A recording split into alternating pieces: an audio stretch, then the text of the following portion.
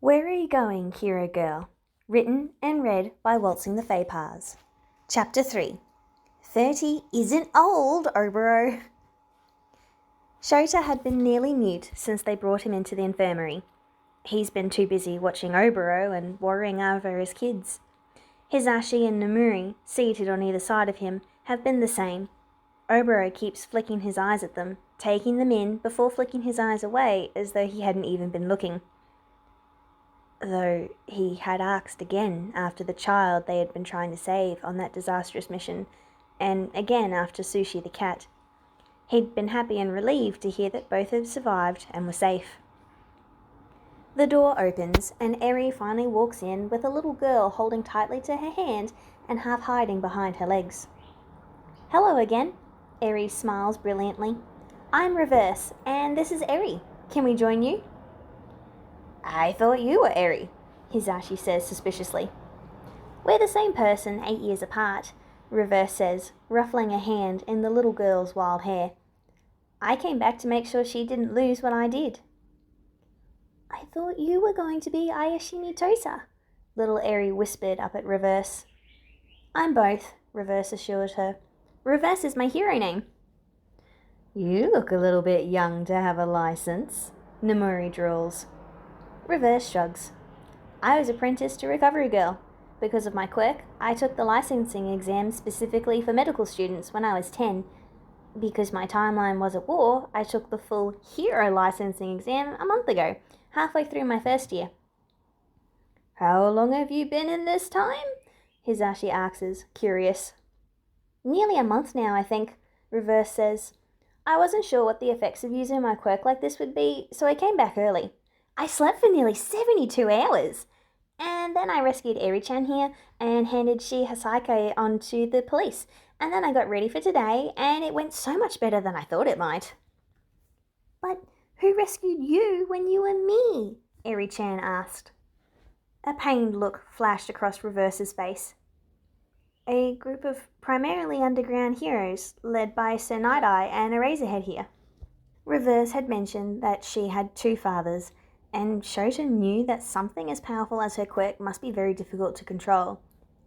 If he had helped lead her rescue, does that mean that Hisashi and himself had been the adoptive parents she so obviously loves and misses? No, she'd mentioned an older brother, and Hisashi and Shota didn't have any children other than those that they taught. "Shirakumo-san, how are you feeling?" Reverse asks gaily, deliberately changing the subject. Eri-chan looked up with wide eyes and gasped. "Were you hurt? What happened?" Oboro laughed. "Apparently you brought me back to life, Reverse-san. I think that gets you first name privileges, don't you?" Oboro is fine.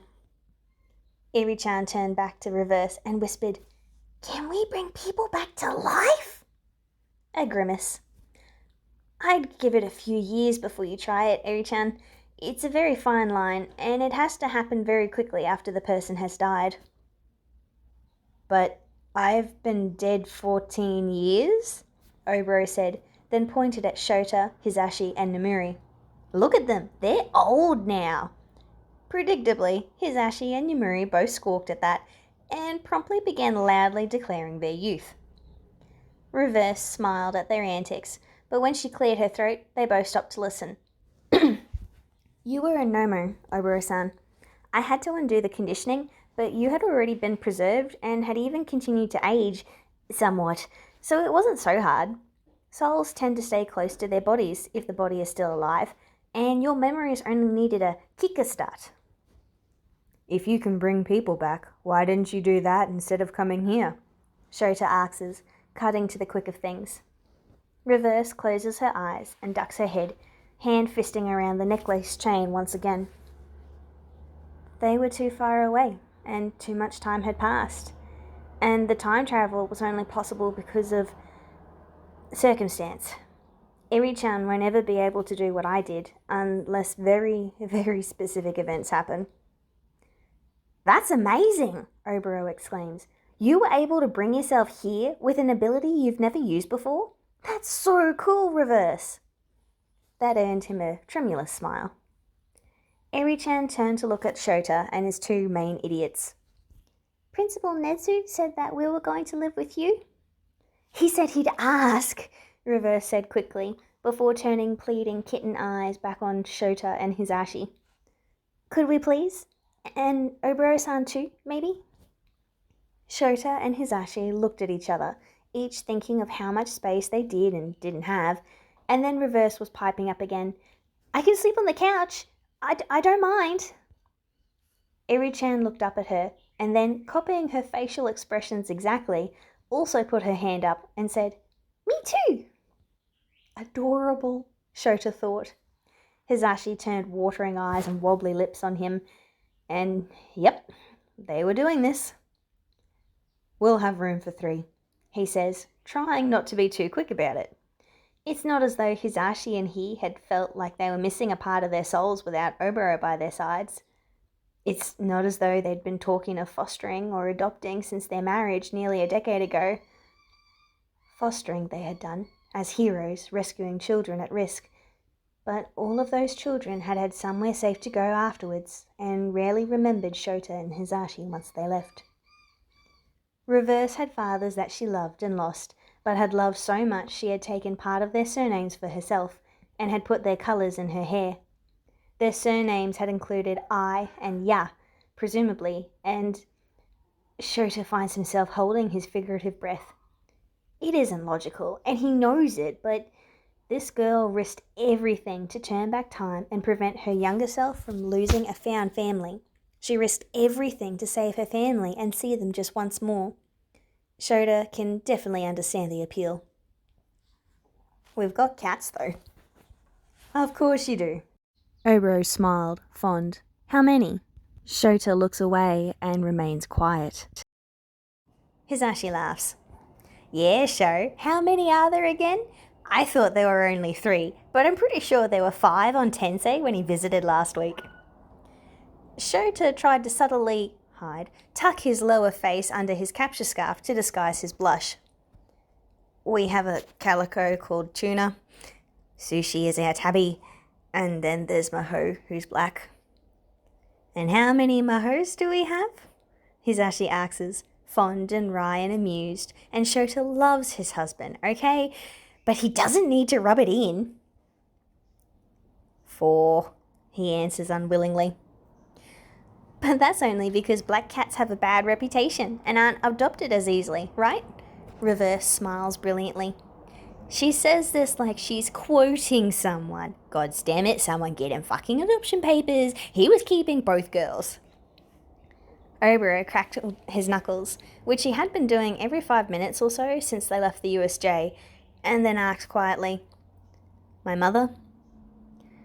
She's on a cruise to Australia and back, Nomuri offered immediately. Otherwise, these 2 would have her over here already. Honestly, I think she's around at their place more than Hisashi's mothers are. Hisashi and Shota both swatted her, neither looking at Oboro. You big softies. Oboro smiles at them, looking the happiest, and the closest to tears, he's been since they got here. If you're not comfortable with us, you could stay at her flat, Shota offered, though he didn't know if he hoped that Oboro would stay with them or take the out. Oboro's mouth twists. I'd be alone in her flat, right? I think I'd like some company for the next little while, even if, and here a familiar, mischievous smile took over his face. You're all old. Shota glared at him, and Zashi started squawking again. Reverse giggled quietly and hid her face in her own capture scarf. She brought a seat over to the no-man's land between Oboro's bed and theirs, sitting and helping Eri-chan into her lap. You 2 must be tired too, Zashi said gently, looking down at them. Eri-chan shrunk into Reverse's chest, and Reverse gave a wry smile. A little. It's been a bit rough, you know. A big day. You used your quirk a lot today, Nomuri says. Are you okay? Reverse gives her a more chirpy smile. Oh, no, I'll be all right. Thank you.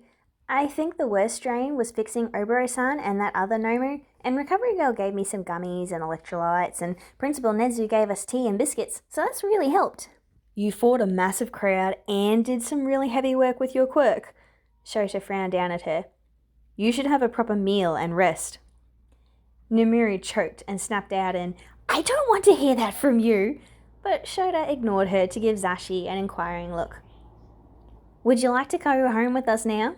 Zashi asked the little girl, smile soft and gentle. Eri-chan looked spooked that he was addressing her, and so nicely, but after looking up at an encouraging reverse, she nodded decisively. "Yes, please. Let's go home."